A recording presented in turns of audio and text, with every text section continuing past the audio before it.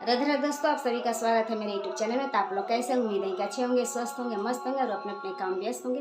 तो आज मैं लेकर आई एक नया झूमर गीत, आप लोग जरूर सुनिएगा। चटकदार, मजेदार, झनकेदार।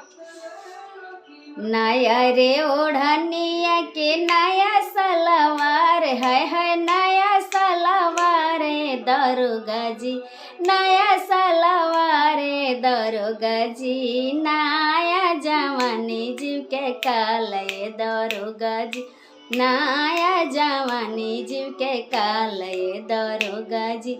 नया रे ओढ़निया के नया सूट सलवार दरोगा जी, नया सूट सलवार दरोगा जी, नया जवानी जीव के काल दरोगा जी, नया जवानी जीव के काल दरोगा जी।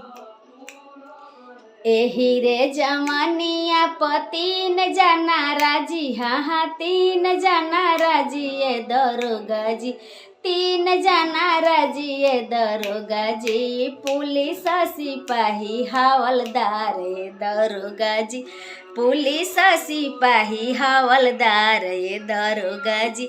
एही रे जवानिया 3 जना राजी, हाय 3 जना राजी दरोगा जी, 3 जना राजी दरोगा जी।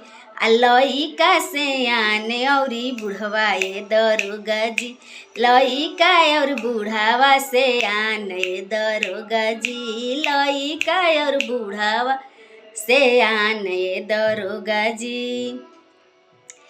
एही रे जवानिया 3 जना राजी, है 3 जना राजी दरोगा जी, 3 जना राजी दरोगा जी। लइका और मास्टर प्रिंसिपल दरोगा जी, लइका और मास्टर प्रिंसिपल दरोगा जी। नया रे ओढ़निया के नया सूट सलवार दरोगा जी, नया सूट सलवार दरोगा जी, नया जवानी जीव के काल दरोगा जी, नया जवानी जीव के काल दरोगा जी।